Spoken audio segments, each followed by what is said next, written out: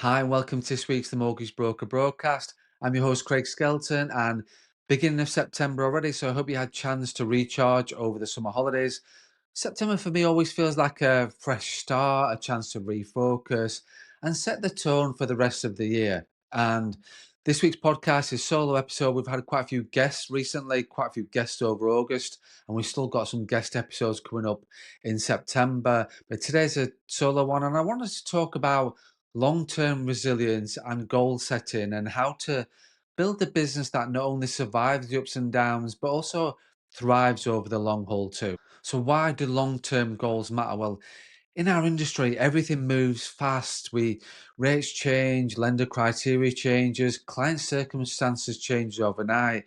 And if you're only thinking from deal to deal, you always feel like you're just treading water. And that's why long-term goals matter so much to give you that guiding light that keeps you on course when the challenges hit. And as we know, the challenges will certainly come as a self-employed broker and business owner. But long term doesn't have to mean something that's the next decade.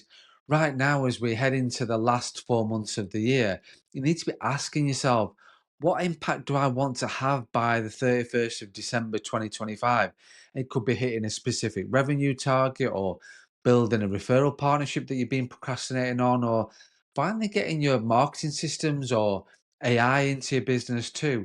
Your year end goals are powerful because they're close enough to feel urgent, but far enough away to require planning. So, my recommendation would be start by defining one or two outcomes that would make you proud to look back on at the end of 2025, and then work backwards from there. What has to happen in October, November, December to get you where you want to be? And then breaking goals down into quarterly and monthly milestones stops you from getting overwhelmed and gives you a clear roadmap.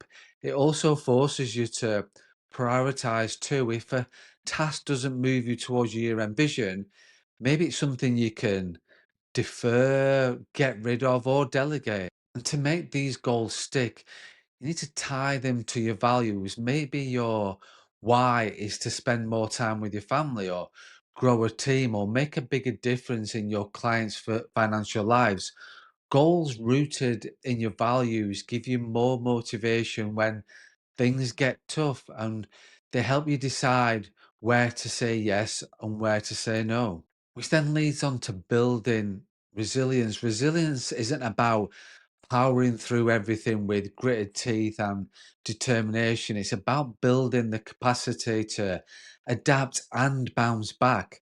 That starts with your mindset. In a sense, it's sort of like focus on what's within your control, your planning, your business, your reactions, your attitude, and accept what isn't in your control, like lender criteria, rate movements, underwriters' decisions, clients that ghost. The more energy you waste on things you cannot influence, the less you have for what really matters.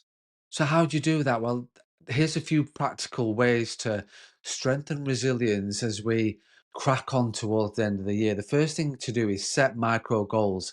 In addition to your year end targets, pick one or two small wins that you can achieve every single week. Whatever that looks like to you, it doesn't really matter. Just each small win builds confidence and momentum, which then moves on to the second thing, which is schedule regular reflection.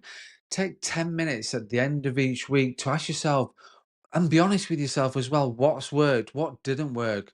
What will I do differently next week? Reflection turns experience into insights and stops you repeating the same mistakes.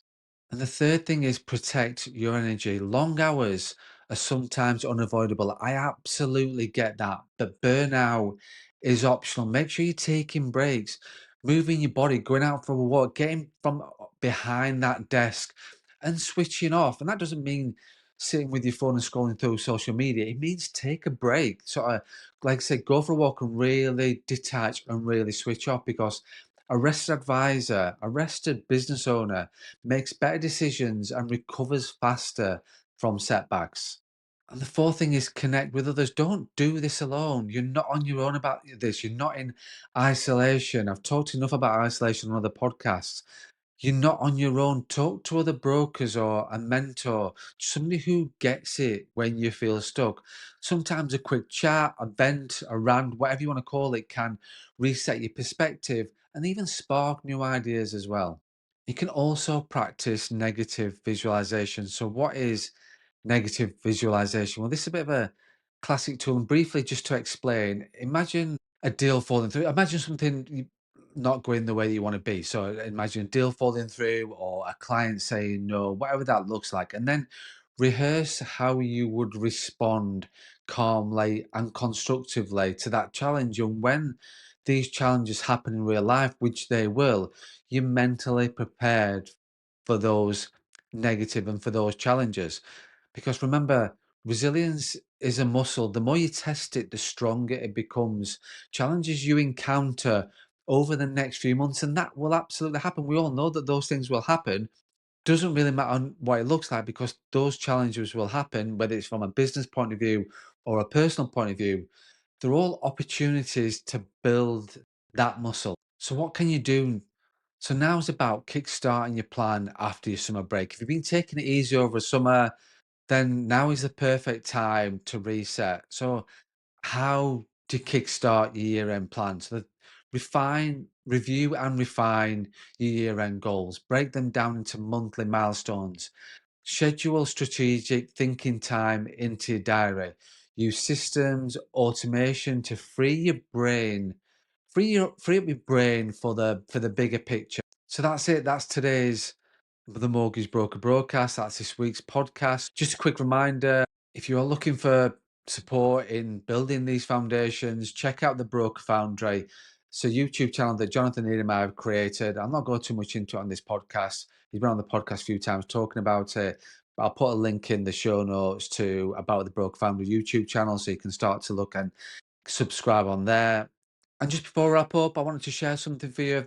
For those who are considering going self-employed as a mortgage broker, on my website, I've created 3 self-employed broker pathways to help you choose the that fits your journey to freedom of being self-employed. So have a look at that. There's one pathway for new brokers, newly qualified, one for those that are looking to build your own brand and business, and then the last one is about becoming an AR of my DA network. So have a look at that as well. And the last one is about becoming an AR, and about becoming an appointed representative. So have a look at my website.